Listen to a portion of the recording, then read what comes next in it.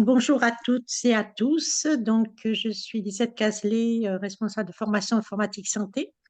Je vais vous présenter. Je souhaite d'abord la bienvenue pour ce troisième et dernier webinaire de l'anniversaire de Formatique Santé. Nous sommes ravis, après le succès des deux premiers, de vous accueillir pour ce troisième webinaire. Je rappelle une consigne, vous maintenez vos micros et vos vidéos éteints. Seuls les intervenants sont autorisés à les utiliser. Voilà. Et je vous précise aussi que les replays seront diffusés en début de semaine prochaine, sur les trois webinaires. Nous avons attendu la fin des trois webinaires pour les diffuser. Voilà, donc je vais laisser la place à Lina Gilliatt qui va se présenter et vous présenter donc les objectifs et l'organisation de ce webinaire. Voilà, donc à la Merci. fin, nous vous adresserons un petit questionnaire de satisfaction et quelques informations complémentaires qui vous seront utiles pour la suite. Voilà, donc je te laisse la parole, Lina. Merci Lisette. Tout d'abord, merci de ta confiance et de m'avoir confié l'animation de ces deux tables rondes qui vont nous occuper de 13h à 14h30 autour de la formation du numérique en santé. Comme ça a pu être présenté, je suis professeure à la faculté de droit de l'Université catholique de Lille, spécialisée en droit de la santé et particulièrement en numérique en santé. Je suis également avocat à Lille, qui exerce aussi autour de ces questions numériques en santé, très engagée au niveau national sur cette question-là, ce qui me donne l'honneur de connaître Lisette et d'ailleurs ses compagnons de jeu. Alors, je suis effectivement chargée d'animer cette table ronde qui va être très riche, qui porte donc sur la formation autour du numérique en santé. Alors, à l'évidence, le numérique en santé fait partie maintenant des pratiques du soin.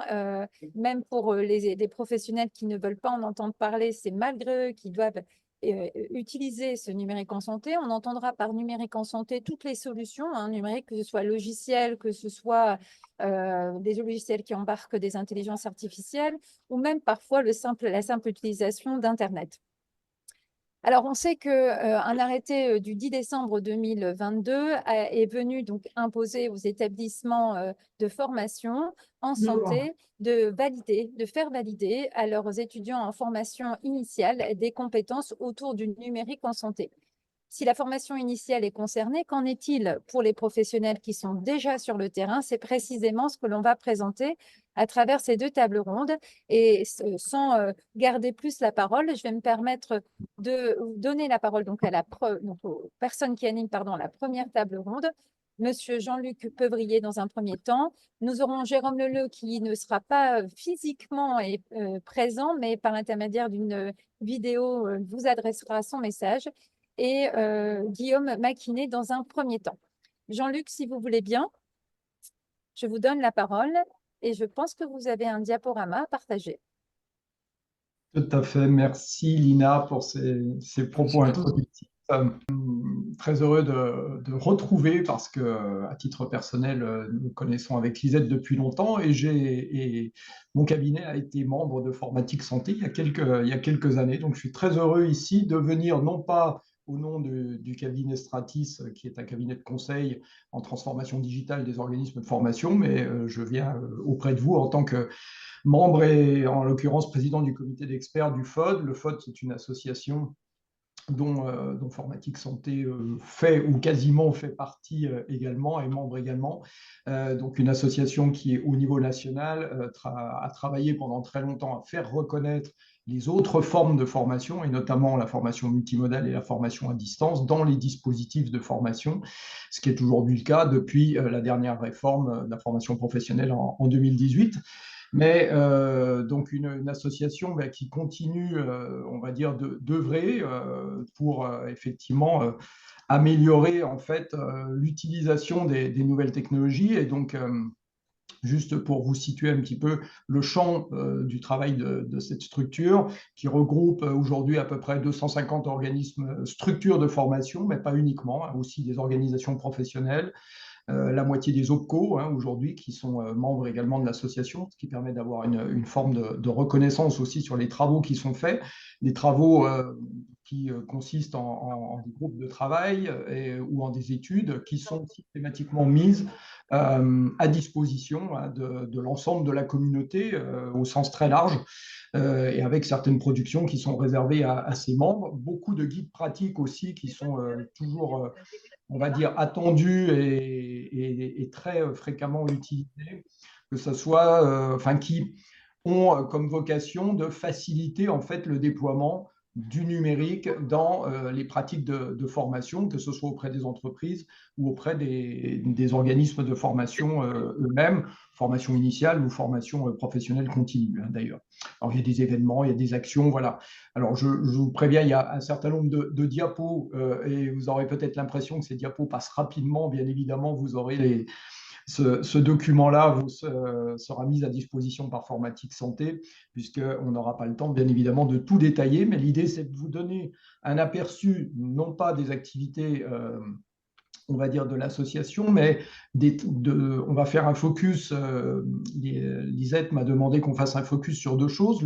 L'une des toutes dernières productions, effectivement, du FOD, qui nous tenait à cœur depuis le baromètre donc de la transformation digitale de la formation. Nous nous étions aperçus qu'en fait, il n'y avait pas aujourd'hui, on va dire, d'outils de référence qui nous permettaient de juger de comment se transformaient les organismes de formation aujourd'hui. Et donc, c'est le cas depuis cette édition de janvier 2024. Voilà. Je fais un petit rappel à ceux qui n'ont pas coupé leur micro, de penser à couper les micros de façon à ce qu'on n'ait pas vos retours. Voilà, merci. Alors, l'objectif, effectivement, de ce baromètre, vous voyez, il y a un petit peu moins de 500 structures, c'est sa première édition. L'objectif, bien sûr, c'est qu'on puisse comparer d'une année sur l'autre, c'est d'avoir des indicateurs, c'est de pouvoir analyser la réalité, en fait, de la transformation de la formation, et puis identifier aussi quels peuvent être les freins ou quels peuvent être les axes de travail, de façon à s'appuyer sur un certain nombre d'opportunités et à continuer de développer dans les meilleures conditions possibles l'usage du numérique, donc en formation.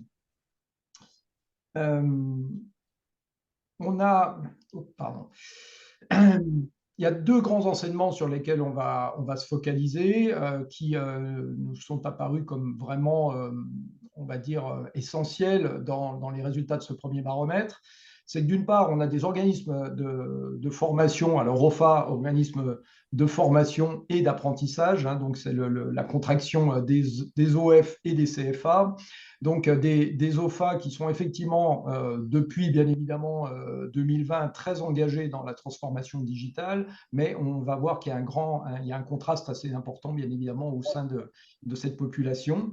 Et puis le deuxième point, qui est un point plutôt négatif, entre guillemets, c'est qu'on a on va dire une conduite du changement qui aujourd'hui n'est pas suffisamment portée par les directions, et avec également des soucis en termes de professionnalisation, essentiellement des équipes pédagogiques, mais des acteurs des structures de formation, et puis aussi des outils technologiques, certes, mais qui sont encore sous-exploités dans leurs usages pédagogiques. Alors, comme je disais, un engagement effectivement qui est important. Je vais prendre un pointeur, pardon. Puisque, comme vous voyez, donc on a effectivement aujourd'hui sur les répondants 81% qui ont déjà engagé une démarche de digitalisation. Soit effectivement elle est pleinement réalisée, soit elle est en cours. Donc ça, c'est très, très largement majoritaire. Mais pas de grande surprise de ce côté-là. Il faut se souvenir qu'en 2020, en mai 2020, sortie du premier confinement, la première enquête que le FOD avait faite, il y avait à peu près 80% des organismes de formation qui avaient maintenu leur activité. Ce qui veut dire qu'il y en a 20% qui avaient arrêté toute activité pendant le premier confinement en 2020. Donc vous voyez que les chiffres sont cohérents de ce point de vue-là. Par contre, la grande révélation, c'est qu'en fait, il y a de grandes différences entre les petits organismes de formation, les grands et les moyens. Et on s'aperçoit qu'en fait, cette transformation digitale, elle est beaucoup plus avancées dans les petits organismes de formation et dans les grands, alors que les organismes de formation de taille intermédiaire sont beaucoup moins avancés dans leur transformation digitale. Donc ça, c'est vraiment, on va dire, un élément de surprise et donc un premier résultat intéressant là-dessus. L'autre chose, c'est qu'on voit que cette transformation, elle porte majoritairement sur une transformation de l'offre de formation existante, mais il y a une part quand même significative de création d'une nouvelle offre de formation, puisque à hauteur de 41%, comme vous le voyez.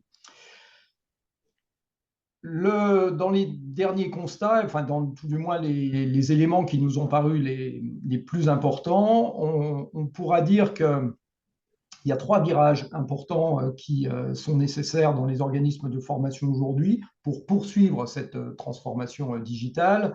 C'est qu'il faut absolument effectivement renforcer tout l'accompagnement au changement des équipes. Aujourd'hui, il y a pratiquement la moitié des structures qui se sont engagées dans une transformation digitale, qui n'ont, à contrario, pas de plan de conduite du changement, donc n'ont pas prévu de dispositifs, de moyens, d'accompagnement spécifiques pour aider les équipes donc à intégrer ces nouvelles modalités pédagogiques, ces nouveaux outils, ces nouvelles postures également qui sont nécessaires à une bonne intégration de ces nouvelles technologies. Donc ça, c'est le premier virage que l'on a pu constater. Le deuxième virage qu'il est conseillé effectivement de prendre, c'est d'avoir une meilleure utilisation en fait du potentiel des outils. On a effectivement des outils qui permettent en l'occurrence d'individualiser des parcours, mais aujourd'hui, les organismes de formation ont une utilisation pour une partie d'entre eux encore très basique. Et donc, beaucoup d'utilisation encore de mise à disposition de ressources, hein, et alors qu'on aurait des besoins en matière d'individualisation des parcours. Ce sont toujours des objectifs qui sont énoncés à l'échelle, on va dire, de la stratégie d'un établissement de formation. Par contre, l'exploitation des outils permettant cette individualisation des parcours est encore très balbutiante, et donc on aurait beaucoup encore de travail à faire de ce côté-là. Troisième et dernier virage qu'on pourrait effectivement souligner, c'est que depuis déjà pas mal d'années, quand on questionne les directeurs d'établissements de formation, ils nous disent la plus grosse difficulté, c'est que je ne dispose pas des compétences, c'est que, en gros, les personnes ne sont pas prêtes, elles ne disposent pas aujourd'hui des compétences nécessaires pour mettre en œuvre ces nouveaux outils ou ces nouvelles modalités de formation. Et donc, il y a un besoin important de soutien, effectivement, sur le niveau, vous voyez, dans les freins, par rapport à ces freins humains, qui nécessite effectivement d'accompagner, alors sous des formes diverses. Ce n'est pas uniquement inscrire des personnes dans des actions de formation, c'est aussi les renforcer avec, je dirais, de l'accompagnement. On en revient à la conduite du changement, et avec aussi du travail collaboratif, avec du travail en équipe qui peut permettre d'aller beaucoup plus loin dans l'appropriation des outils, et donc de transformer l'appropriation des outils en transformation des pratiques pédagogiques. Donc voilà, très rapidement dressé les principaux enseignements du baromètre, et que vous retrouverez à travers effectivement le QR code ou le lien dans la présentation, donc qui vous sera transmise. Alors, le deuxième focus que l'on souhaitait faire aujourd'hui, c'est sur la manière dont on peut accompagner globalement justement les organismes de formation. Et je vais vous présenter en quelques diapos le travail qui a été mené par le FOD sur une commande effectivement du ministère du Travail et de l'Emploi, alors à l'époque du Haut Commissariat aux compétences, et donc en l'occurrence financé par le ministère et cofinancé par Uniformation, il faut le souligner quand même. L'idée du ministère, c'était de doter les structures de formation d'une boîte à outils et cette boîte à outils, elle a un nom aujourd'hui, elle s'appelle Hybridation. Et donc, c'était une boîte à outils dans un cadre de référence de manière à accompagner et à faciliter l'hybridation des formations. Donc, que ce soit des organismes de formation initiale, formation professionnelle continue, formation par apprentissage, on a voulu effectivement outiller les professionnels et pour ça, bien sûr, on a travaillé avec les professionnels.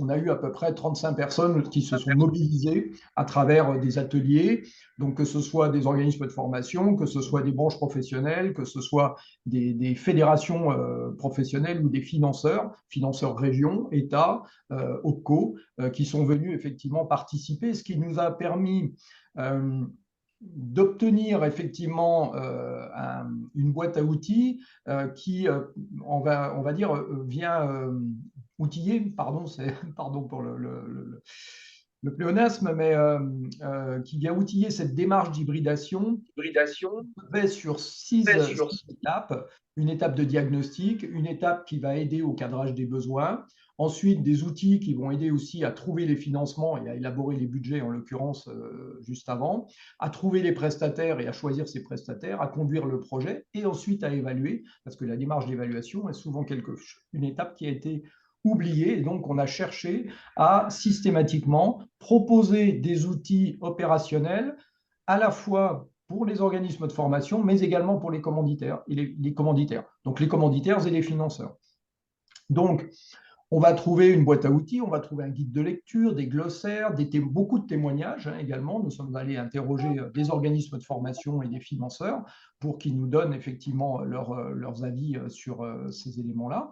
Et donc, on trouve finalement dans cette boîte à outils tout un ensemble de choses qui vont permettre, et je vais montrer à travers juste quelques diapos, à l'organisme de formation, soit en autonomie complète, soit en étant accompagné par un cabinet de conseil extérieur, de mener tout ce processus ou de mener une partie du processus. Parce que bien sûr, si l'organisme de formation est déjà engagé dans sa transformation, il aura beaucoup moins besoin de diagnostiquer, en l'occurrence, sa capacité de transformation ou de faire un état des lieux de sa digitalisation.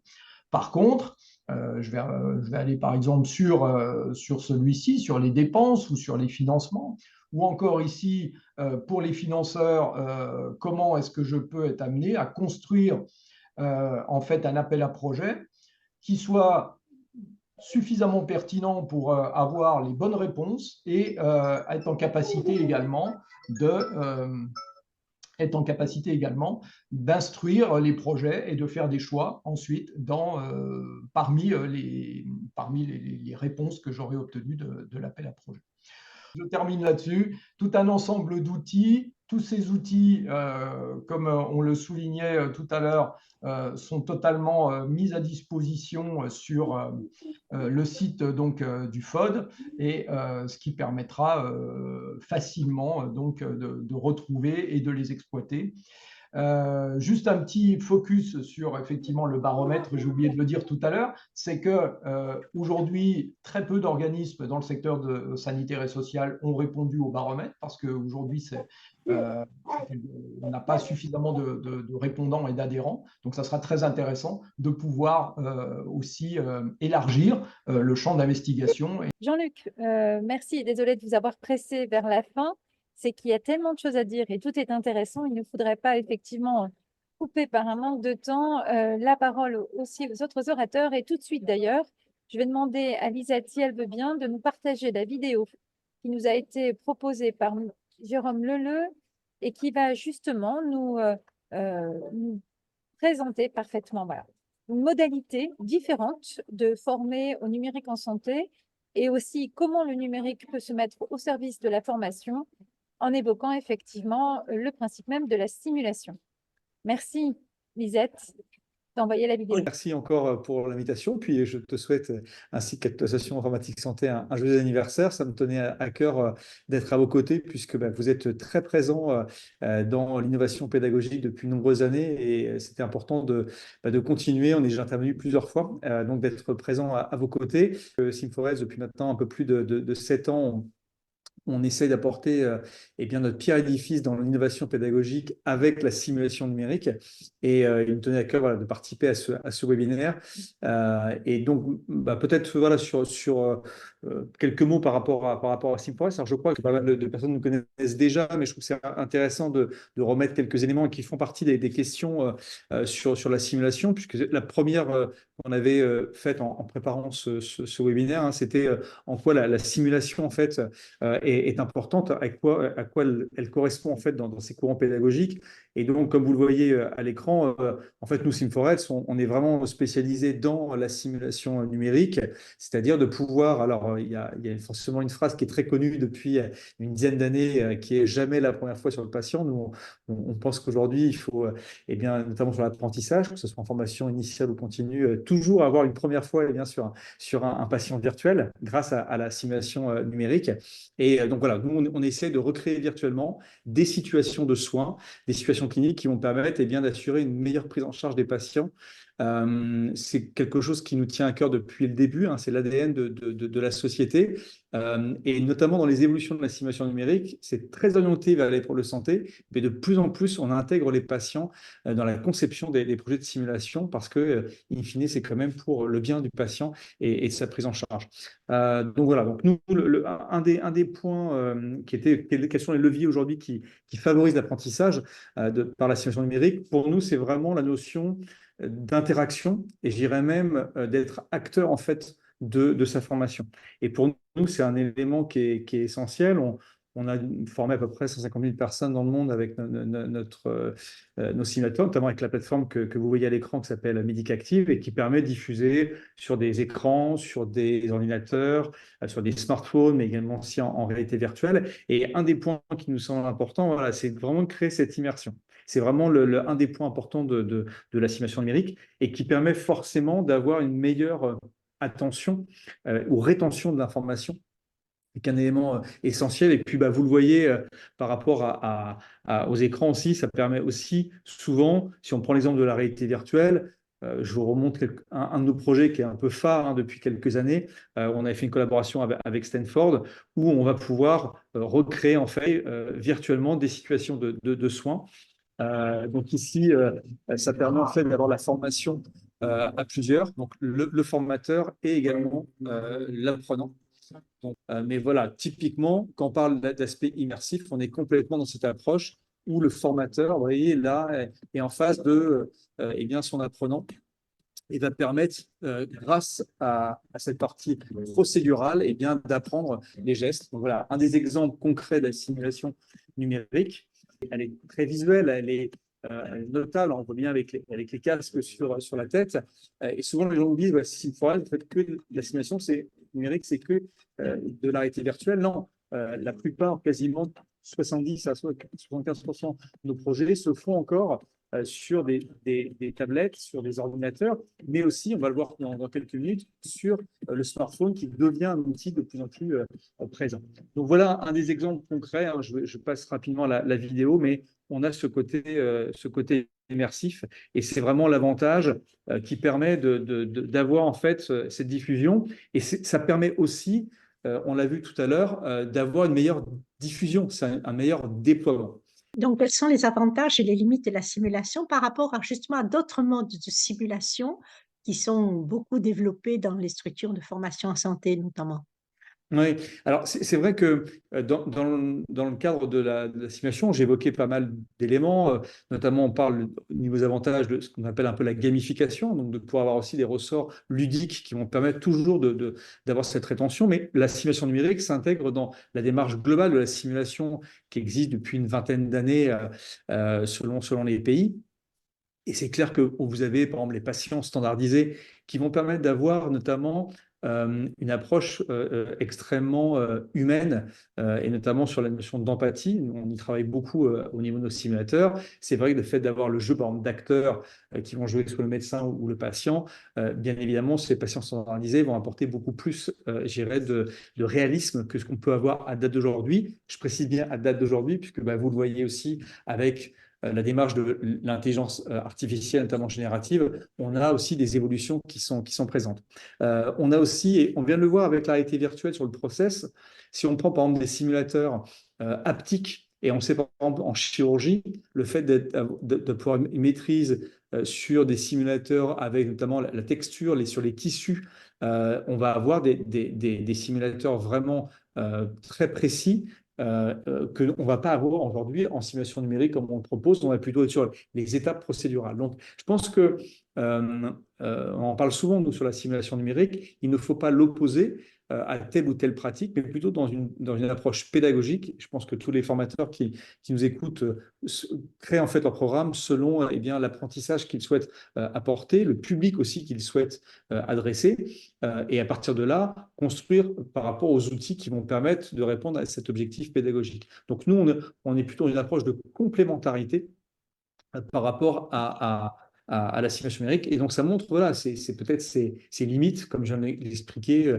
sur le process ou notamment la prise en charge de patients avec cette partie empathique. Même si, vous voyez, on a fait il y a quelques années un projet qui était passionnant de prise en charge de patientes atteintes de cancer, notamment de la rechute de cancer, et comment eh bien, les oncologues sont formés à une meilleure empathie sur l'annonce. Parce que, bien évidemment, on parle de simulation, donc de recréer le virtuel, et donc les limites, c'est vraiment de pouvoir, notamment ce que je viens d'évoquer pour la chirurgie, de recréer cette partie plus réaliste. Donc c'est une des limites. Alors, est-ce que justement par rapport aux pratiques que vous avez, est-ce qu'il y a le constat qu'en fait l'utilisation de la simulation numérique favorise le développement des compétences numériques des apprenants? On a de plus en plus maintenant, eh bien, on sait qu'il y a des enjeux, hein, dès septembre 2024, avec l'impulsion eh bien, du gouvernement français de pouvoir permettre la formation à la santé numérique. On est persuadé chez Sim4Health que la simulation numérique peut être une approche. Et concrètement, je vous mets à l'écran ce qu'on a présenté lors de l'événement de France Biotech au CHU Health-Tech qui a lieu donc, au mois de novembre dernier à Marseille, où on a présenté le premier simulateur numérique de formation à l'usage des outils télémédecine. Et donc, clairement, vous voyez donc, cet infirmier qui va prendre en charge un patient qui est atteint d'un diabète de type 2. Et donc là, par rapport à ce que je viens de vous expliquer sur Arcy, notre plateforme sur les maladies rares, donc là, on est vraiment sur comprendre une maladie, sa prise en charge. Là, c'est à quel moment, grâce à mon simulateur numérique, je vais pouvoir eh bien, intégrer toutes les phases de la télémédecine, la téléconsultation. On sait qu'il y a des grandes familles dans la pratique de la télémédecine, avec, par exemple, la téléexpertise, la téléconsultation. Donc ça, c'est des projets qui sont passionnants. On en parle souvent avec Pierre Simon, le professeur Pierre Simon, et qui, là aussi, lui, donne aussi son point de vue, et notamment la construction pédagogique pour ce type d'outils. Donc, c'est un projet qui a été fait avec l'Université de Lorraine, avec la faculté de Nancy, avec lequel on a travaillé, et on a fédéré beaucoup de partenaires pour pouvoir développer ce type de projet. Donc, c'est une réponse concrète à la santé numérique, et on pense qu'il y a plein de sujets, il n'y a pas que la télémédecine qui pourrait être développée dans ce sens. Notre dernière actualité qui s'appelle En collection aide-soignante. Et là, vous le voyez, en fait, c'est une application aussi qui est dédiée. Donc là, on est sur un téléphone portable, et j'insistais tout à l'heure sur les équipes pédagogiques par rapport à la cible que vous voulez adresser lorsque vous développez ce type d'outils innovants. Je vois en fait dans ce cadre de cet outil, on a ce mélange en fait de pratiques cliniques, c'est-à-dire de pouvoir accompagner le futur ou la future aide-soignante dans la prise en charge. Donc, il y a 8 situations professionnelles qui sont simulées. Notamment, dans ces simulations, il y a des éléments qui sont liés aussi à l'organisationnel, pas uniquement la prise en charge des patients. Et donc, on montre bien qu'en fait, dans la simulation, tu peux recréer certaines situations concrètes pour les soignants qui va permettre d'accompagner au mieux sur les actes quotidiens. Donc, ça peut être bien sûr dans l'établissement, mais ça peut être aussi à domicile.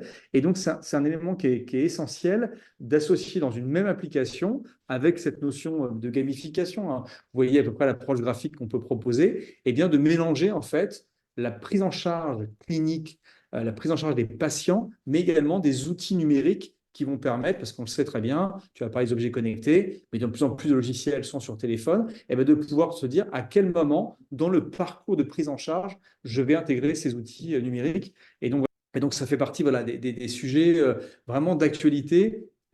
Et je trouve qu'ils sont intéressants parce qu'on parle de gamification, on parle de simulation, mais surtout auprès d'un public qui, lui, veut absolument apprendre facilement. Et l'outil smartphone est pour nous une vraie croyance. Au-delà de la télémédecine, il y a plein de sujets qui peuvent être présents dans ce domaine. Et on pense que, par exemple, voilà, la cybersécurité qui est un vrai enjeu aujourd'hui. Là, on n'est plus dans la prise en charge de patients, mais on sait très bien qu'elle peut avoir un impact organisationnel. On a vu beaucoup d'informations sur les hôpitaux qui fermaient leurs urgences parce qu'ils étaient bloqués. Donc, de se dire que dans la pratique, grâce à peut-être un simulateur numérique, dans des situations qui peuvent apparaître, qu'est-ce que vous feriez? Et donc, on peut très bien avoir des situations très réalistes. Donc, nous, on ne veut pas dire par défaut que tous les sujets, notamment santé numérique, doivent être traités par la simulation. Il faut que les sujets, les thématiques qui soient présentes, répondent vraiment à cet enjeu de l'intérêt pédagogique de la simulation numérique. Donc, concentrons-nous sur le contenu, quel message on veut faire passer, et à partir de là, de voir l'avantage, et ça revient peut-être à ta première question, quels sont vraiment le potentiel en fait, de la simulation numérique. Merci. Ouais, merci Lisette, et je voulais remercier aussi tous les contributeurs, tous les auteurs qui participent à ces outils. Merci Lisette d'avoir passé la vidéo, et justement je vais interpeller Guillaume Maquinet sur ce que vient de dire Jérôme Leleu. Alors Guillaume, vous allez nous parler notamment de Simango, et je vous donne la parole. Vous avez également un PowerPoint, me semble-t-il, à partager. Voir si vous êtes dans la continuité de Jérôme ou complètement dans la contradiction. Je ne pense pas, bien évidemment. Vous avez la parole. Merci Lina, merci Lisette, bonjour à toutes et tous. Ravi d'être là parmi vous, entre acteurs de la formation et de la transformation digitale. Et c'est vrai que pour rebondir un peu sur ce que mes prédécesseurs ont dit, bon, Jérôme est très en avance puisqu'il arrive à digitaliser une formation sur un thème de la transformation digitale, enfin son intervention. Et puis pour rebondir aussi sur ce que Jean-Luc disait, l'accompagnement au changement, il est vraiment indispensable dans la transformation digitale. Et vous avez parlé, Jean-Luc, des organismes et des moyens qui étaient mobilisés pour faire ces changements-là. Nous, on est plutôt côté organisationnel. Et c'est là où vraiment, je pense qu'on a été créé un petit peu plus tard que Sim4Health.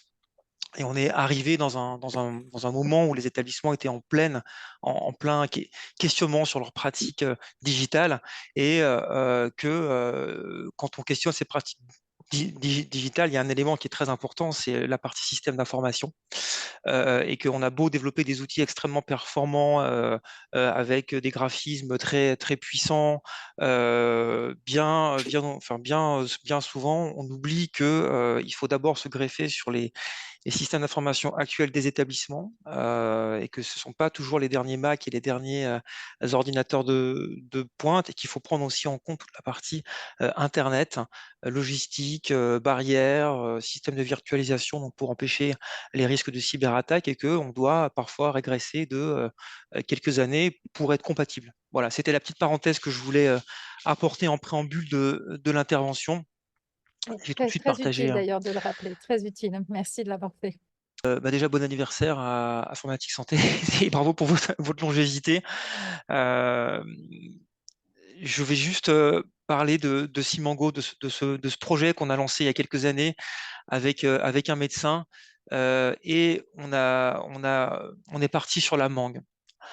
Alors, vous voyez, c'est un fruit en fait qui donne vraiment envie de croquer dedans, d'aller à pleines dents, on va dire, sur ce fruit, puisque nous, on avait envie de redonner une implication aux apprenants dans les formations digitales. Et c'est vrai que pendant de nombreuses années, il y a eu du e-learning qui lui aussi était dépendant de systèmes LMS un petit peu parfois obsolètes, et qu'on était dans des formations assez classiques, assez décentes, avec beaucoup de quiz, quelques images statiques. Et puis, il y a eu un désintérêt progressivement pour le e-learning classique. Et en même temps, la simulation, Jérôme l'a dit, se développait, accélérait, puis la simulation de pointe avec des mannequins perfectionnés et des simulateurs numériques très, très puissants. Nous, on s'est dit, qu'est-ce qu'on peut faire entre les deux pour donner en fait des modules qui soient ludiques, qui soient courts, mais qui soient aussi abordables aux établissements et avec un contenu qui soit prêt sur étagère. Donc on s'est vraiment basé sur ce qui existait déjà en essayant de transposer ça dans les organisations soignantes. Alors, Simango, c'est une solution donc, qui a été lancée, enfin qui a été maturée, je veux dire, le fruit a pris sa maturation en 2018 et 2020, on a lancé la solution sur le marché. Donc, c'est un organisme assez classique hein, de formation, Calliope, DPC, mais qui s'inscrit justement dans des durées qui sont courtes afin de garder un potentiel de rétention maximum et de concentration forte en prenant en compte que la plupart des informations qu'on reçoit, elles sont comme ça oubliées, elles sont évacuées par le cerveau assez rapidement après les avoir reçues. Accessibilité aussi, hyper important. Donc là, on est sur une population soignante, nous, donc qui utilise son smartphone, l'ordinateur de service, mais parfois aussi son ordinateur personnel. Il faut s'adapter au rythme de vie des agents et des professionnels, hein, donc les agents de nuit, les agents qui sont sur des sites éloignés, et donc il faut qu'ils aient accès 24 heures sur 24, 7 jours sur 7, aux solutions de formation. Ça, c'est les principes qu'on a mis en place. Et derrière, Lisette m'a demandé de parler un petit peu du métaverse. Alors, c'est un mot qui a été un peu un fourre-tout pendant son lancement, pendant l'effet hype. Derrière, on aime bien, nous, revenir sur les bases de l'immersive learning. L'immersive learning, c'est vraiment comment impliquer le plus possible les professionnels de santé dans un environnement qui leur parle, qui leur est propre et qu'on contextualise. Chez Simango, justement, on a voulu créer de toutes pièces un hôpital virtuel, un centre de formation, en fait. Et on s'est dit, on va partir de chambres de patients, qu'on va comme ça modéliser, digitaliser. On va introduire des situations à risque dans lesquelles les professionnels doivent faire face, donc des erreurs d'hygiène, de bien-traitance, des erreurs de prescription médicamenteuse, et comment est-ce qu'ils réagissent, comment est-ce qu'ils vont détecter ces erreurs-là et comment est-ce qu'ils vont rétablir du coup ces erreurs-là. Aujourd'hui, c'est très utilisé dans deux situations. Pour les nouveaux arrivants qui arrivent et qui ont besoin de consolider des connaissances et qui sont très friands d'outils digitaux. Et puis également lorsque les établissements passent des certifications. Où là, on est sur des thématiques qui sont assez lourdes, qui peuvent être un peu, on va dire, un peu inquiétantes pour un établissement. Et l'angle du jeu permet de dédramatiser certains sujets et d'impliquer les professionnels dans cet objectif de certification. Alors aujourd'hui, on a une trentaine de scénarios qui sont disponibles. Donc, on n'a pas encore créé complètement un hôpital virtuel. Je dirais qu'on a fait peut-être le rez-de-chaussée et le premier étage. Mais derrière ce projet qui s'inscrit aussi dans une démarche de formation initiale hein, avec les écoles, on est là pour structurer l'apprentissage des professionnels, favoriser la rétention, je l'ai dit, mais également personnaliser l'expérience. Donc, c'est là, je pense, où on est dans une période intéressante avec l'IA en formation, autant sur le contenu génératif, que nous, on n'utilise pas pour l'instant, mais qu'on sera peut-être amené à utiliser, mais surtout sur un embranchement qui fait qu'un scénario peut être proposé ou suggéré en fonction de la compétence de la personne, de son niveau et des connaissances qu'elle a acquises dans un scénario précédent. Donc un peu, c'est la formation intelligente quoi, qui va prendre en compte hein, les individualités.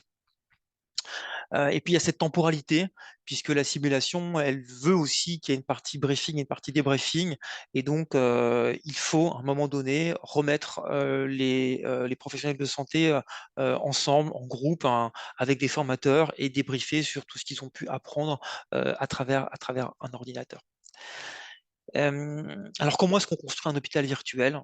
J'ai voulu vous présenter une petite vidéo, donc nous, de notre architecture un petit peu métaverse. Donc, l'idée, c'était de rassembler en fait plusieurs informations qui sont séparées parfois dans des différents dossiers, dans différents secteurs. Donc, il y a tout ce qui est lié à l'apprenant, donc son parcours, ses connaissances existantes, les formations qu'il a déjà faites, quelle est son évolution professionnelle qui sera souhaitée, et puis également peut-être le niveau de risque de l'établissement et ses priorités en termes de développement des compétences des professionnels.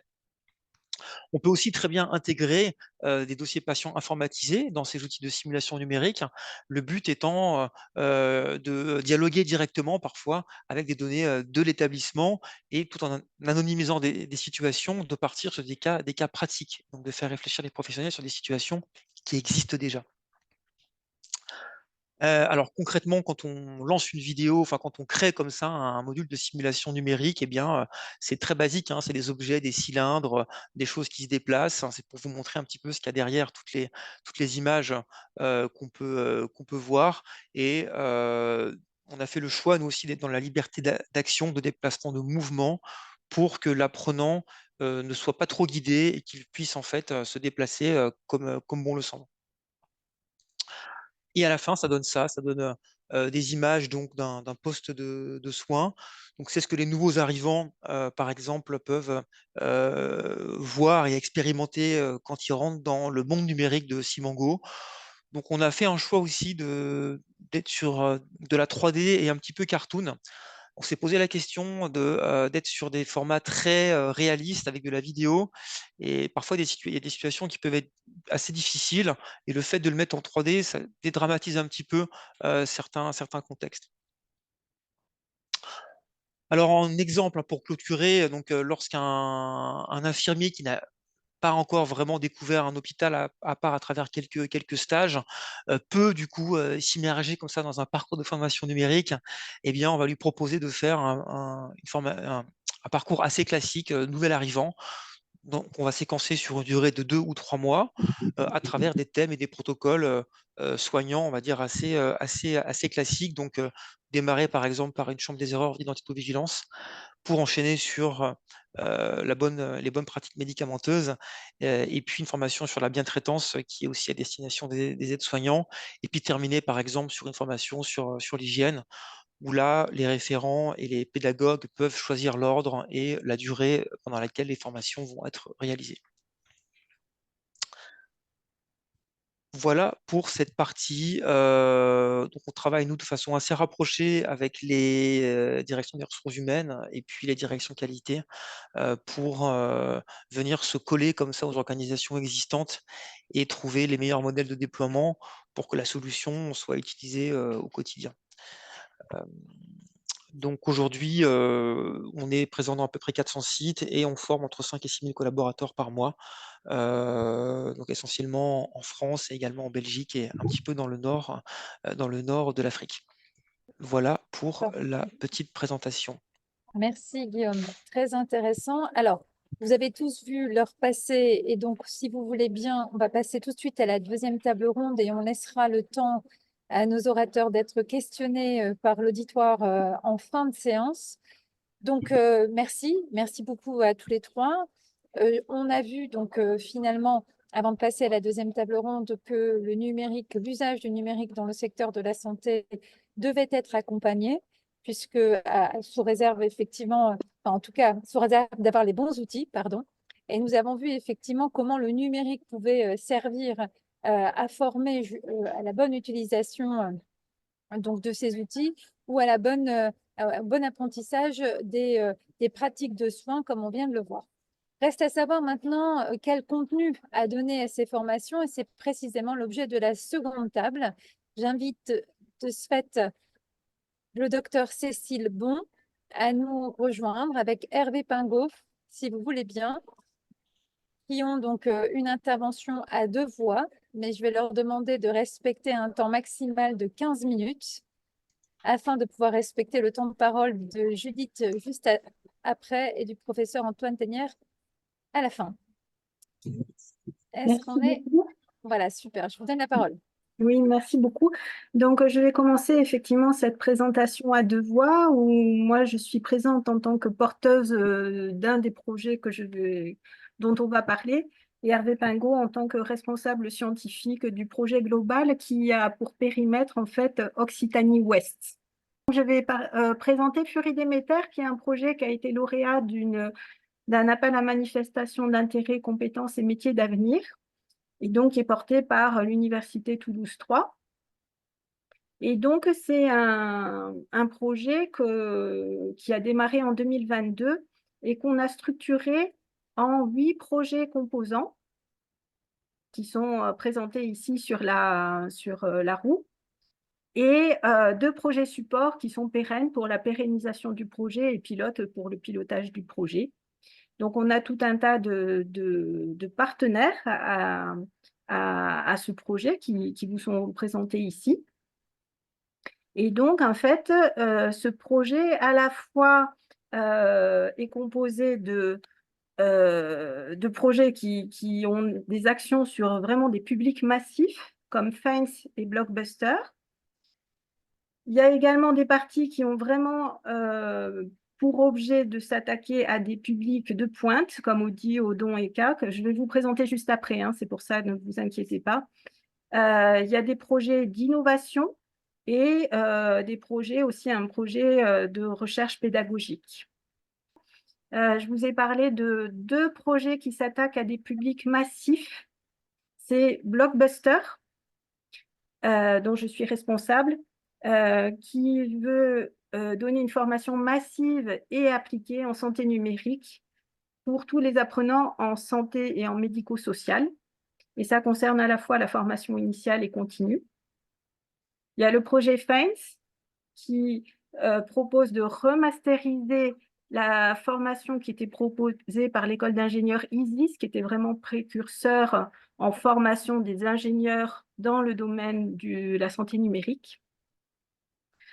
Et le projet DOFI qui cherche à développer une offre de formation innovante en prenant en compte les dernières avancées en sciences de l'éducation. Donc, c'est les 3 projets qu'on va vous présenter aujourd'hui. Et il y a des projets beaucoup plus spécifiques qui s'attaquent à des publics beaucoup plus spécifiques, comme une formation pour la prise en charge des troubles auditifs, une formation pour pouvoir apprendre en réalité virtuelle à faire une réhabilitation orale en odontologie, apprendre la suture en chirurgie avec des robots assistés. Voilà. Et également 2 projets qui sont vraiment à la fois pour les aspects techniques, d'avoir une plateforme moderne de learning management system, et à la fois pour utiliser la réalité virtuelle et la réalité augmentée dans les formations. Mais donc, nous, aujourd'hui, nous allons nous concentrer sur les 3 premiers projets. Donc, moi, j'ai eu la chance depuis les années 2008, alors c'est un petit peu plus récent que Formatix, mais j'ai eu la chance de faire partie de l'équipe du C2IMS, qui était un consortium de plusieurs universités qui, dès 2008, a formé les étudiants en santé. Donc, ils m'ont mis le pied à l'étrier, ce qui fait que je suis devenue chef de projet de Blockbuster, qui a pour objectif de former en formation initiale et continue les étudiants ou les apprenants en santé. Et ce Blockbuster, donc financé par la MICMA, est arrivé en concomitance avec, bien sûr, l'arrêté ministériel qui impose 28 heures de formation à partir de septembre 2024 à tous nos étudiants en santé. Donc, pour Toulouse, ça représente 1200 étudiants par an. C'est une formation socle, donc de base, transversale, qui se veut interprofessionnelle, où à la fois on nous demande d'essayer d'éviter l'écueil de se contenter de connaissances, mais d'essayer d'aller vers l'acquisition de compétences, avec des items très, très définis, avec un positionnement qui est au début des études, hein, en licence. Et au vu de l'enjeu, hein, c'est du timing très serré pour mettre ça en place, le projet Blockbuster a mis le focus pour le moment sur la formation initiale pour répondre donc à l'arrêté ministériel. Voilà, donc c'est ce que je vais vous présenter maintenant. Comment dans Blockbuster on s'est focalisé sur la formation initiale de nos étudiants. Alors, bien sûr, vous avez vu, on a à la fois le jalon de septembre 2024 qui est très, très proche, à la fois un public extrêmement massif. Et donc, on aimerait tous pouvoir faire de l'innovation pédagogique et utiliser les derniers outils Mais franchement, quand on s'attaque à ce genre de projets qui sont tellement massifs et tellement rapprochés, on a des choix qui sont extrêmement contraints. Donc, bien sûr, on n'a pas les formateurs pour être face à 1200 étudiants du jour au lendemain. Donc, on a fait vite le choix de faire de l'enseignement en distanciel asynchrone, donc avec un parcours d'apprentissage combinant des capsules vidéo. Oui, pardon? Non, j'entendais quelqu'un, pardon. Des capsules vidéo très vite suivi de quiz pour vérifier l'acquisition des connaissances, ainsi que des mises en situation, on appelle ça des jeux des 7 erreurs, c'est-à-dire c'est des situations concrètes de la vie professionnelle qui sont filmées avec des erreurs au niveau de la prise en charge du numérique en santé. Et on espère à travers ça que les apprenants aillent beaucoup plus au fond des choses et acquièrent des compétences plutôt que rester juste sur le niveau des connaissances. Alors bien sûr, tout ça va être accompagné d'un forum pour accompagner les étudiants et on espère mettre en place des rencontres transfilières, c'est-à-dire les jeux des 7 erreurs, pouvoir via les outils comme Zoom, faire des équipes d'étudiants qui sont dans plusieurs filières, donc des médecins, des apprentis pharmaciens, et qu'ils visionnent ensemble ces capsules, enfin ces jeux des 7 erreurs pour avoir aussi cette rencontre entre professions différentes. Alors, le positionnement des connaissances du numérique en santé, l'évaluation et éventuellement la certification se feront via l'outil PixPro Santé, que je remercie également de la forte implication qu'ils ont, qui vont grandement nous aider pour mettre en place notre enseignement. Voilà, donc nous, on a fait des choix assez rapides, enfin assez contraints.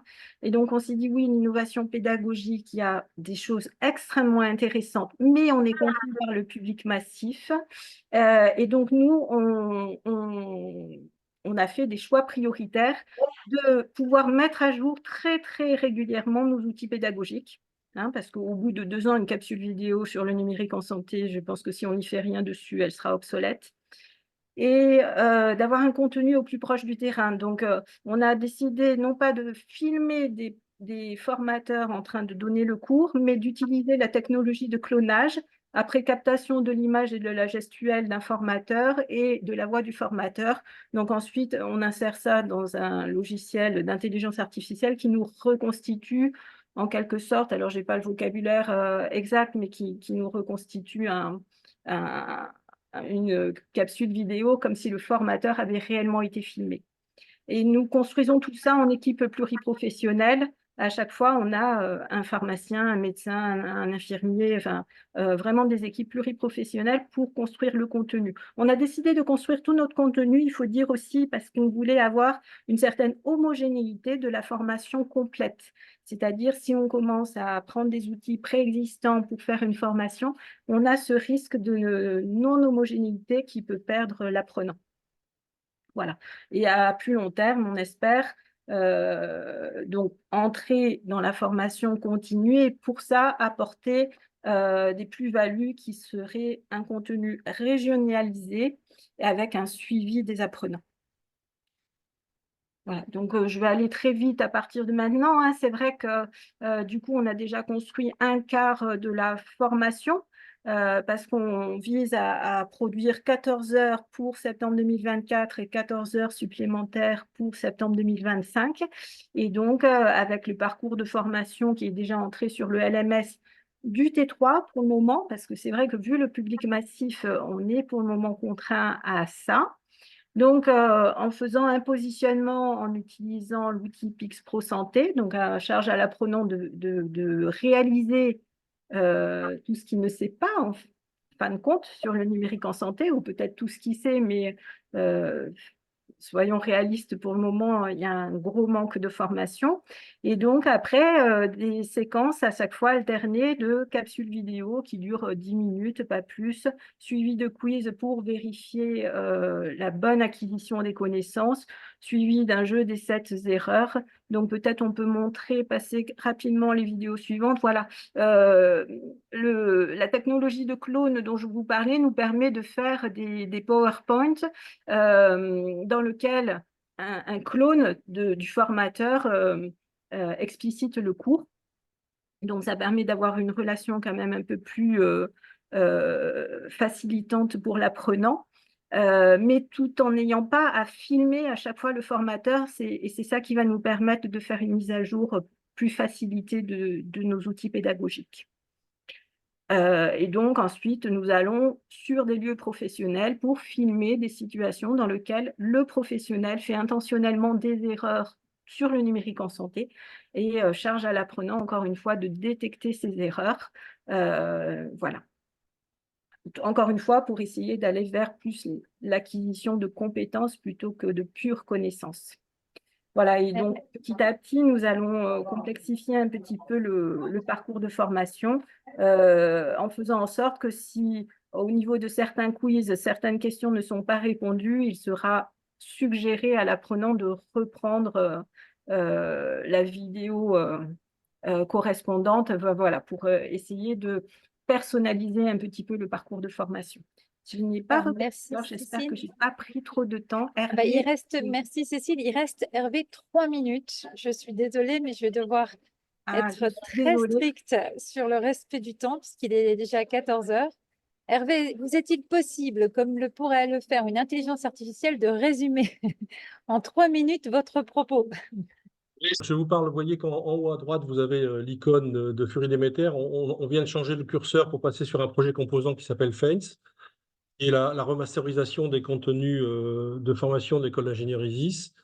Donc, on a un découpage de ces contenus en 6 thématiques. Une de ces thématiques, c'est les systèmes d'information de santé. Donc, on a décidé aujourd'hui de vous présenter une réalisation qui a été faite et testée avec nos étudiants très récemment, qui est le fruit d'une collaboration avec l'IFSI et l'IFMS de Castres-Mazamet et qui porte sur une acculturation à la transformation numérique dans le système d'information de santé. Donc, l'idée, c'est vous prenez un échantillon d'élèves en soins infirmiers que, je vais vous le raconter comme une recette, hein, que vous mettez dans un centre de simulation physique pour jouer des scénarios qui sont très orientés vers la criticité de l'information pour l'aide à la décision ou la maîtrise des risques.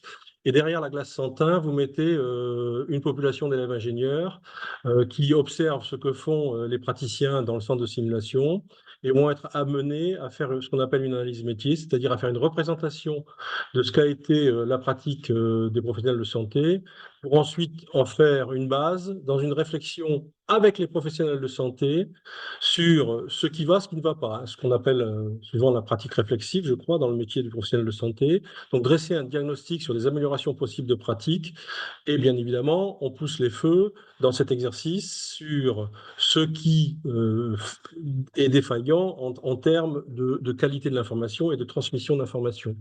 À partir de là, les élèves ingénieurs se concentrent sur une mécanique de proposition de transformation numérique en introduisant des services numériques, des logiciels, et vont reprendre leur modèle de l'organisation, leur modèle des pratiques professionnelles pour expliquer la conduite du changement, quel est l'impact sur le scénario de simulation de l'utilisation de l'outil. Et lorsqu'ils font ça, ils le font sur une soutenance où ils sont jugés par les élèves en soins infirmiers. Ils vont dire si la proposition est de valeur, c'est-à-dire si c'est acceptable ou pas. Alors, bien évidemment, pour reprendre le décret du 10 novembre, hein, on est en train de travailler l'interprofessionnalité, c'est-à-dire côté SI, on a une vision d'interprofessionnalité qui n'est pas entre professionnels de santé, mais qui est vis-à-vis de prescripteurs de solutions numériques, hein, vis-à-vis d'ingénieurs en système d'information.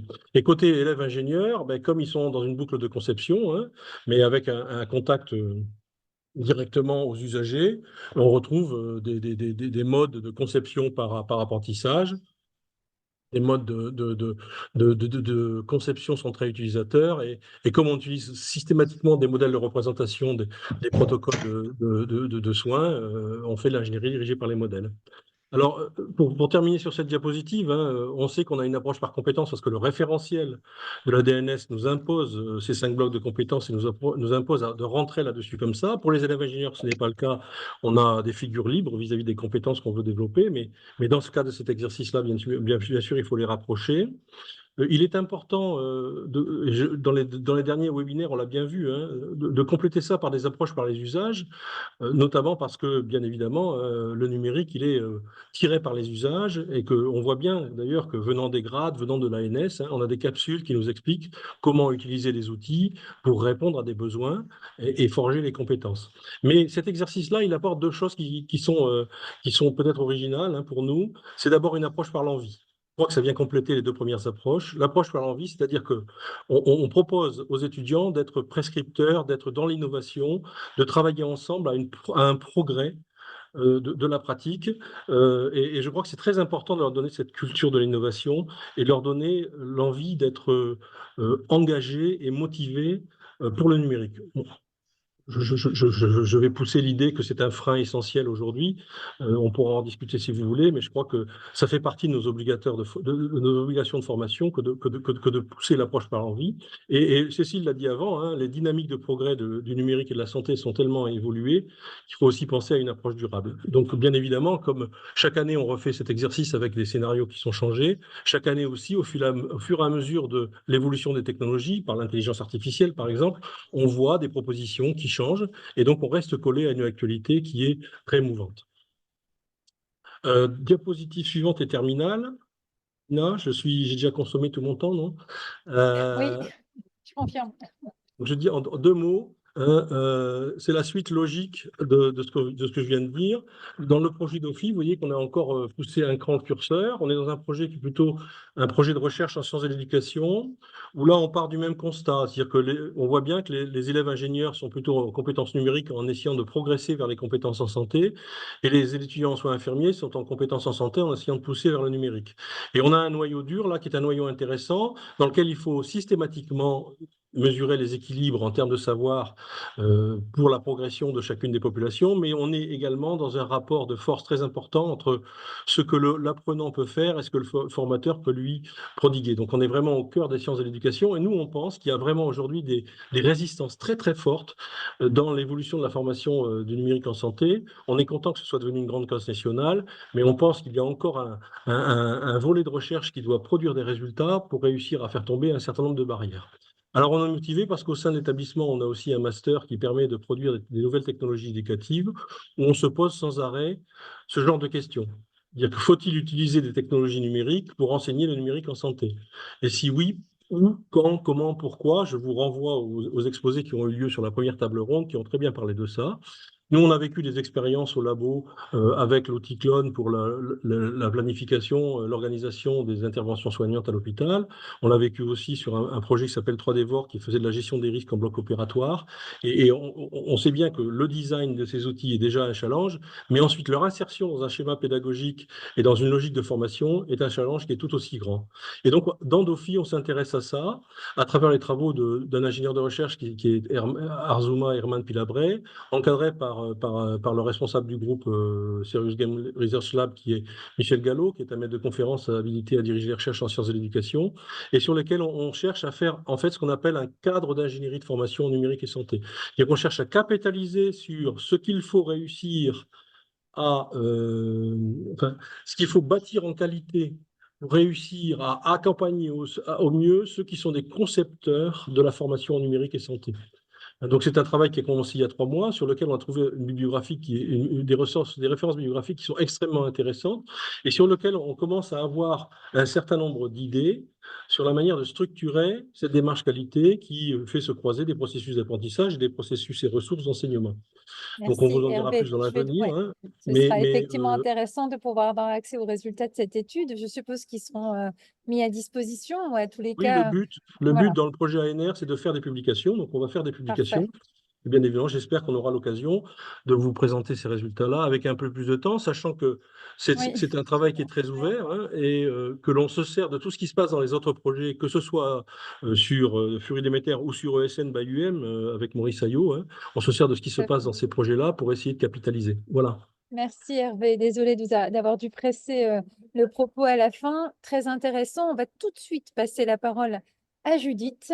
Judith, parfait, qui va, elle, nous parler donc de l'apprentissage, me semble-t-il, autour de la question de l'IA. Judith, vous avez la parole. Bonjour, je vous remercie. Alors, oui, donc là, en fait, l'objectif, c'était un peu de regarder les enjeux qui avaient liés à la formation à l'IA et l'intégration et la diffusion de l'IA dans les pratiques médicales et paramédicales. Donc, on a évidemment un déploiement massif, en fait, qui est en train de s'opérer dans les différents segments de la médecine, liés au numérique, à l'utilisation de l'IA et à la robotique. Il y a un virage réglementaire qui s'est opéré progressivement pour encadrer un peu la pratique de la diffusion de ces IA. Et ça a commencé par la loi de bioéthique et qui va s'inscrire définitivement dans la IACT, qui devra rentrer en vigueur à partir de 2025 pour les IA génératives et 2026 pour les autres typologies d'IA. Et on voit, nous, une accélération assez massive du déploiement de l'IA dans les établissements depuis l'arrivée de ChatGPT. Donc, ça a probablement déculpabilisé un certain nombre de personnes qui ont utilisé et commencé à utiliser ChatGPT dans leurs usages strictement personnels, non pas du tout professionnels, pour montrer que, et ça leur a permis probablement de se rendre compte que ces IA dites simples, de reconnaissance d'image plutôt, étaient finalement un outil d'amélioration des performances et d'accompagnement à la décision médicale assez majeur. Maintenant, la question, c'est comment on la diffuse et pourquoi. On a, et c'est ce que je disais, des professionnels de santé qui sont de plus en plus sensibilisés. On avait mené une enquête avec l'Institut Montaigne il y a quelques années pour voir l'impact sur les métiers. Et ce qu'on avait identifié, c'était il y aurait un impact majeur en premier sur les métiers de back-office et de support hospitalier, avec tout un sujet quand même de formation de ces professionnels, puisque qui dit un impact sur la pratique et une disparition potentielle d'une partie de ces métiers, signifie aussi la nécessité de les former. Et là, on a quand même pas forcément, les sujets ne se déploient pas à la même vitesse. C'est-à-dire que l'IA se déploie assez rapidement. La formation et la transformation des métiers ne se déploient malheureusement pas aussi rapidement. Néanmoins, pourquoi il faut former les différentes personnes et sur quel sujet il faut former les différentes personnes, que ce soit les directeurs d'établissement, les professionnels médicaux, paramédicaux, les professions plus administratives aussi. D'une part, la question, c'est comment intégrer le déploiement de l'intelligence artificielle aux pratiques et comment ça s'intègre. Quel type d'IA on est capable et on souhaite diffuser dans un cadre de confiance et du coup, quel est ce cadre de confiance qui sera nécessaire aux diffusions de l'IA? Et bien évidemment, en maintenant un haut niveau d'expertise, et vous comprendrez après, dans la suite de mon propos, pourquoi c'est nécessaire que l'IA ne remplace pas l'expertise humaine, l'expertise médicale, mais bien que ce soit un outil supplémentaire à la pratique médicale. Donc, on a une diffusion de plus en plus rapide dans un certain nombre d'établissements de l'IA plutôt liés à la reconnaissance d'images, que ce soit la dermatologie, l'ophtalmologie, la radiologie. Et ça, on s'en rend compte au contact des établissements de santé qui intègrent de plus en plus ces dispositifs à la pratique. Je vous ai répertorié quelques dispositifs, mais c'est pas du tout exhaustif et il y a une liste qui est largement plus pléthorique que ça. Mais dans le type de solutions d'IA qui sont aujourd'hui et qui peuvent être aujourd'hui utilisées, dans l'ophtalmologie, il y a tous les sujets qui permettent un meilleur diagnostic des pathologies de la rétine et notamment de la DMLA et de la thyrétinopathie du diabétique. On a un certain nombre d'éléments dans la mammographie et notamment Therapixel qui permettent en fait à la lecture des mammographies d'émettre derrière un score pour émettre soit des suspicions ou pas de lésions et avec un scoring. Des dispositifs qui permettent de relire les fractures. Et en dermatologie, pareil, de reconnaissance d'image avec des dispositifs qui sont capables d'identifier la présence de mélanome sur la peau des patients. Donc par rapport à ça, on a un cadre législatif qui maintenant est assez précis et qui intègre notamment le sujet de la garantie humaine et de la supervision humaine de l'intelligence artificielle. D'où la nécessité de non seulement former à utiliser les IA, mais de maintenir un haut niveau d'expertise, puisqu'il faut à ce stade que les professionnels soient en mesure d'avoir un regard expert sur les solutions données par l'IA.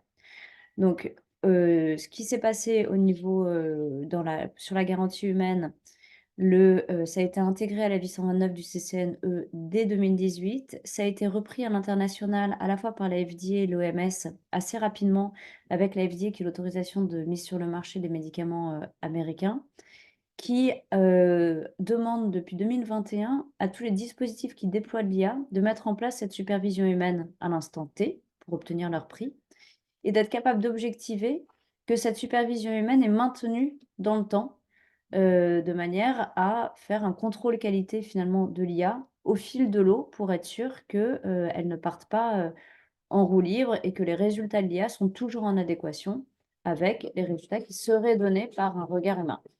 Et plus récemment, c'est rentré dans l'AI Act avec une obligation pour les concepteurs d'IA à l'article 14 et les utilisateurs d'IA à l'article initialement 29 qui est maintenant devenu 26 de se mettre en conformité et d'intégrer cette supervision humaine des algorithmes pour tous les dispositifs d'IA à haut risque, dont bien évidemment la santé fait partie. On a, parenthèse, un alignement pour l'instant transatlantique avec l'executive order de Joe Biden qui date de la fin d'année, qui demande aussi que les IA soient supervisées. Alors, c'est un executive order, donc on ne sait pas ce qui se passera à la rentrée sur les élections américaines qui peuvent changer. Néanmoins, ces sujets-là sont intégrés au niveau de la FDA. Alors, comment on peut déployer dans les établissements des IA de confiance et conformes à l'AI Act et comment on peut mettre en place et les accompagner pour que cette garantie humaine et cette supervision humaine soient mises en place. Il y a 2 dispositifs qu'on peut déployer. C'est soit une supervision au fil de l'eau, pardon, des IA. Donc, par exemple, il y a certains hôpitaux qui utilisent le dispositif de lecture de fracture que je vous ai présenté préalablement, sans radiologue dans l'établissement de santé, puisque ça répond à une problématique de démographie médicale. Aujourd'hui, on manque de radiologues et certains établissements, du coup, font passer les lectures de radio par ce dispositif qui embarque de l'IA par un urgentiste qui va du coup émettre un diagnostic et les résultats sont relus à J+1 ou J+2 par un radiologue qui va affirmer ou infirmer le diagnostic qui avait été posé par l'IA. Donc ça, c'est un type de dispositif qu'on peut avoir en supervision humaine, c'est-à-dire un regard extérieur par un expert des différentes solutions. Et l'autre type de supervision humaine qu'on peut faire, c'est plutôt sous l'égide de tiers de confiance. Et là, ça se met en place à échelle souvent des établissements de santé ou de l'UFSBD, des sociétés savantes. Et par exemple, dans le cadre de la santé bucco-dentaire, l'UFSBD a mis à disposition des EHPAD un dispositif qui embarque une intelligence artificielle pour identifier auprès des résidents s'il y avait un risque de carie, de déchaussement des dents, de problèmes de soins. Et on a mis en place, avec les experts dentistes de l'UFSBD, une révision des cas de manière aléatoire au fil de l'eau dans le temps pour vérifier que l'IA était toujours en adéquation avec les experts. Donc, ils se réunissent 3 fois par an et qui étudient 30 dossiers pris de manière aléatoire. Donc, c'est ce type de dispositif sur lesquels on accompagne en fait les établissements de santé pour être sûr que les dispositifs qui sont déployés dans les établissements sont non seulement en adéquation avec la réglementation qui va rentrer en vigueur dans pas longtemps, et garantissent un usage un usage fiable de l'IA. Les sujets de formation, la CSMF s'était positionnée assez rapidement sur la formation des médecins. Et là, plus récemment, il y a l'ANFH, donc l'Association nationale de formation des hôpitaux, qui, dans 4 régions pilotes, à savoir Auvergne-Rhône-Alpes, Occitanie, Corse et PACA, a déployé une enveloppe relativement conséquente pour former les établissements à l'intégration de l'IA. Sachant que pour l'instant, donc, il y a 42 établissements qui sont engagés et ce sera un marché qui est en train de s'étendre à la Bretagne, au Pays de la Loire et la Normandie et qui devrait probablement s'étendre au niveau national dans très peu de temps. Donc nous, du coup, on accompagne ces établissements à identifier leurs besoins en termes d'intelligence artificielle. Donc on part véritablement des besoins des établissements et derrière, on les aide à déployer les dispositifs qui correspondent à leurs besoins, que ce soit donc ce qu'on identifie le plus actuellement, ça va être des sujets d'IA de dépistage, comme des dépistages de mammographie sur des territoires où il n'y a plus de radiologues. Ça va être des dispositifs d'IA d'accès aux soins et de reconnaissance d'images, notamment de fractures aux urgences.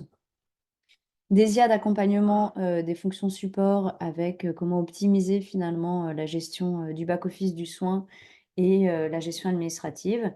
Et des IA de gestion de flux avec de l'anticipation de flux, une meilleure compréhension et anticipation des flux aux urgences pour derrière mieux anticiper et dispatcher les patients.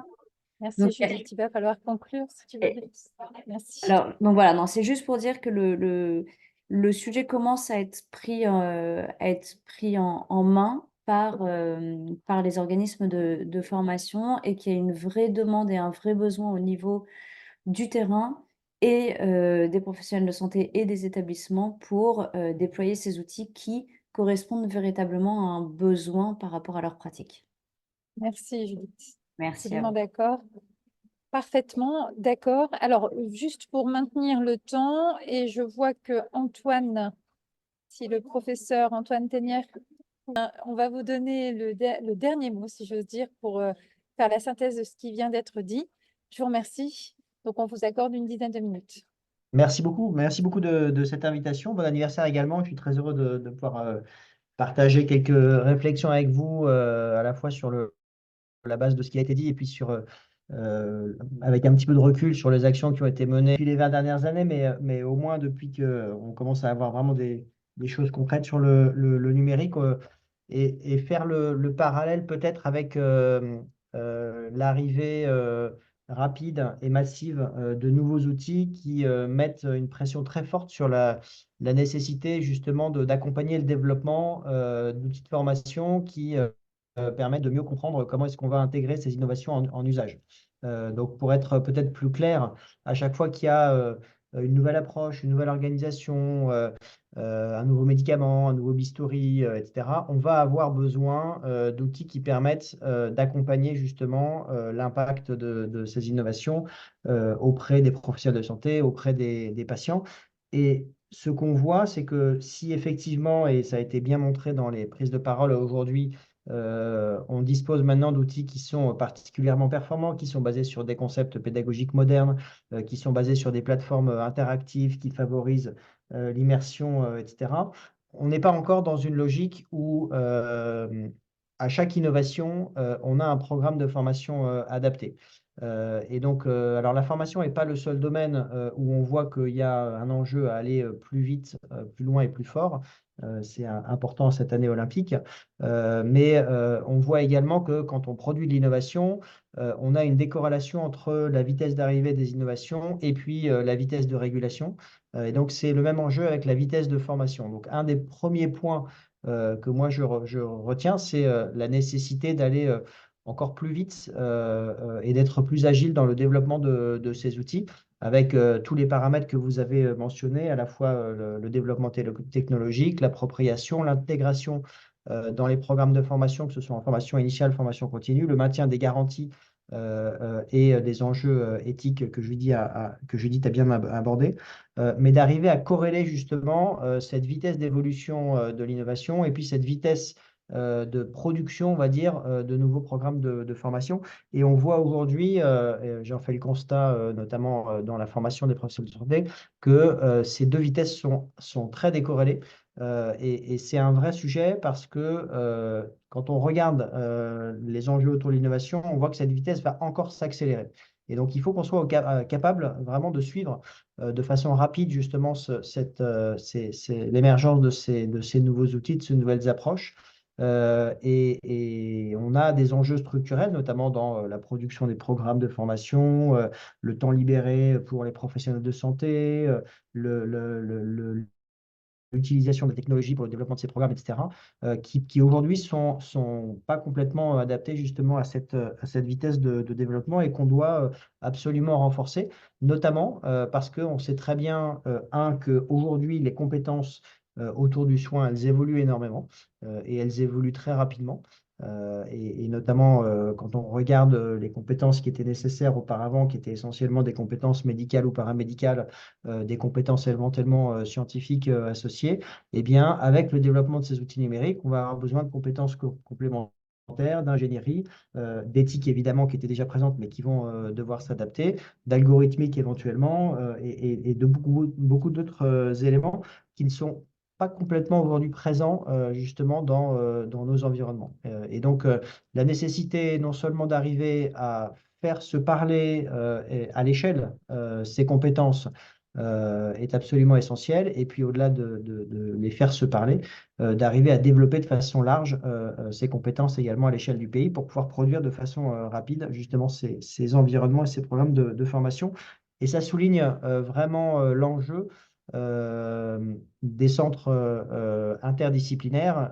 Alors, Paris Santé Campus, on est un bon exemple, mais il y en a beaucoup d'autres, notamment à travers les tiers-lieux et les programmes d'expérimentation qui se sont installés dans beaucoup de pôles d'innovation en province, où on va pouvoir justement faire dialoguer des acteurs du soin, des acteurs du développement, des acteurs de l'entreprise, des acteurs de la formation, pour imaginer ensemble comment passer à l'échelle sur ces programmes innovants, avec la nécessité de les déployer, de les évaluer et puis de les faire évoluer avec le rythme justement adapté à l'utilisation des nouvelles technologies, des nouvelles approches, et avec une réalité que vous connaissez, que 80% des compétences qui seront nécessaires dans les 5 prochaines années dans ce domaine ne sont pas encore complètement connues ou développées aujourd'hui. Donc ça met une pression importante sur nos systèmes. Ça veut dire aussi beaucoup d'enjeux pour les 20 prochaines années de informatique santé, mais un point d'attention que moi je regarde de façon extrêmement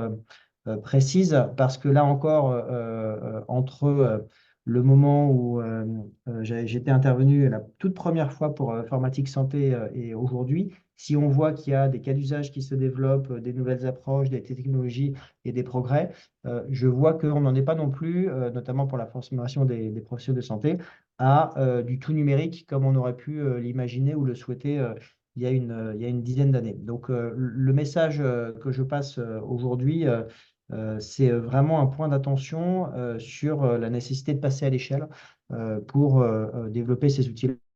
Alors évidemment, les responsabilités sont partagées entre pouvoir public, acteurs privés, acteurs de la formation, étudiants. Mais je pense que c'est extrêmement important qu'on se rassemble et qu'on porte fort cette voix et qu'on la transforme vraiment en action à un moment où l'intelligence artificielle vient mettre un coup d'accélérateur extrêmement fort. On l'a vu depuis 1 an et demi à 2 ans avec le développement de ce que le public voit avec l'IA générative, qui va accélérer encore plus fort ces éléments-là. Voilà quelques éléments de synthèse que je partageais avec vous, mais donc la nécessité d'aller encore plus loin sur ces outils et d'être extrêmement actif. Je serai, moi, très engagé, notamment à travers les actions qu'on développe à Paris Santé Campus, les programmes de formation pour les étudiants de l'université PSL et les programmes qui peuvent être diffusés à l'échelle française et européenne pour essayer de remplir ces objectifs et qu'on soit vraiment à niveau sur ces questions-là. Merci beaucoup pour ces propos conclusifs et aussi pour cette synthèse. Alors, il nous reste quelques minutes il y a beaucoup de questions qui ont été posées dans le fil de discussion, des questions peut-être qui peuvent être résolues directement par les orateurs dans la discussion. J'invite donc les orateurs à le faire. Mais pour la plupart de ces questions, effectivement, alors je vais en prendre quelques-unes, c'est de savoir par exemple si ces formations les formations notamment telles qu'elles ont été proposées aujourd'hui, peuvent rentrer dans le DPC. Est-ce que c'est le cas? Est-ce que c'est envisagé ou envisageable? Alors, est-ce qu'il y a des éléments de réponse peut-être parmi nos orateurs? En tous les cas, voilà, parce qu'aujourd'hui, on a aussi bien évoqué la façon de former et que son contenu. Donc, effectivement, cette Alors, question est… moi, je peux donner Oui, quelques éléments de réponse, mais le DPC a des critères assez précis pour faire rentrer justement et valider des programmes. Donc, je pense ouais. qu'il faut le regarder au cas par cas en fonction des propositions avec la NDPC. Mais là-dessus, normalement, il y a des cadres assez clairs pour que justement les formations soient validées. Je peux aussi apporter une petite contribution, hein. Je pense quand on regarde des solutions de simulation ou de formation, c'est un aspect vraiment qualitatif. Lorsque des formations sont labellisées DPC, ça veut dire qu'elles ont été conçues dans ce cadre-là, qu'il y a une rigueur scientifique et qu'il y a un financement aussi qui est associé. Donc c'est presque, je veux dire, un critère prépondérant qu'un organisme soit labellisé DPC quand il fait de la simulation numérique. D'accord. Merci pour cette précision et cette information. Alors, en attendant que les orateurs puissent se manifester par rapport aux questions qui leur ont été posées, je vais me permettre juste peut-être une remarque qui peut se transformer en question, puisqu'effectivement, on parle de formation. On envisage assez aisément que le numérique doive être accompagné, puisque c'est un changement dans les pratiques.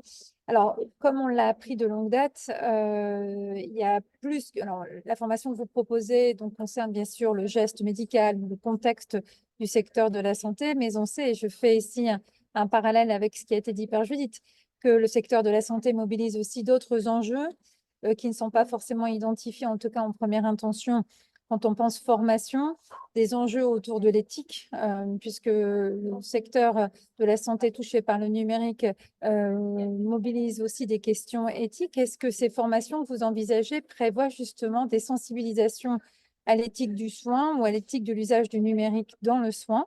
Et puis, bien évidemment, vous avez compris que j'étais juriste. Avez-vous envisagé aussi dans vos modules des formations en droit? Parce que les droits du patient, depuis la loi du 4 mars 2002, n'ont pas été modifiés et pourtant, ils sont non pas mis en vulnérabilité, mais impactés par l'usage de ces outils. Je parle des droits des patients, mais je parle aussi des droits des utilisateurs que sont les professionnels de santé. C'est une question ouverte.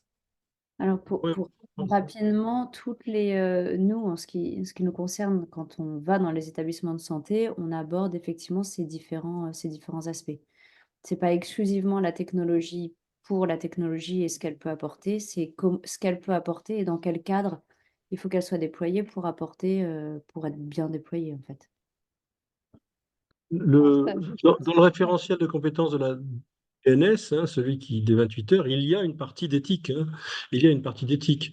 Et dans la mesure où les outils numériques sont aussi des outils d'information et de communication, il ne faut pas l'oublier, ça pose aussi la question de l'exercice plurifonctionnel et de la coordination des soins, sur lequel effectivement il y a une déontologie et une éthique qui pèsent. Donc le traitement numérique emporte, de mon point de vue, naturellement ces questions-là. Et si on ne les résout pas en amont, de toute façon on va droit à l'échec. Donc c'est vraiment, enfin, je crois que l'éthique, ça ramène aussi à des valeurs. C'est vraiment un enjeu fort aussi que dans le développement culturel à travers les formations, il y a des changements qui s'opèrent dans le système de valeurs des praticiens. Tout à fait. Ce qui me permet de compléter, peut-être avant de donner la parole à Lisette pour la conclusion, de venir dire qu'on parle de formation des utilisateurs, mais peut-être faudrait-il aussi envisager dans ce pool de formation les éditeurs, les ingénieurs qui proposent justement ces outils, qui n'ont pas forcément conscience des enjeux que l'usage de ces outils vont générer dans le secteur de la santé. C'est une proposition verte. Lisette, je crois que le temps nous donne l'obligation d'arrêter nos discussions. Je te redonne donc la parole. Juste pour remercier encore les intervenants pour la qualité de leur présentation. Et puis, bien sûr, tous les participants qui sont restés jusque-là. Donc, tous les participants inscrits ne nous ont pas rejoints aujourd'hui, c'est dommage. Voilà, mais en tous les cas, je vous rappelle donc que vous allez recevoir un questionnaire d'évaluation de ce webinaire.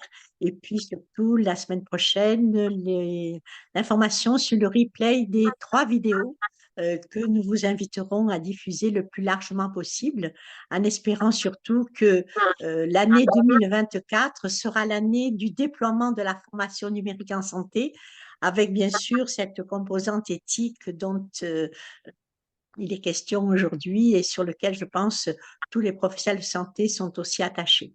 Voilà, je vous remercie beaucoup pour votre participation et vous souhaite une bonne fin de semaine à tous et de bonnes Pâques puisqu'on arrive vers les fêtes de Pâques. Merci à tous.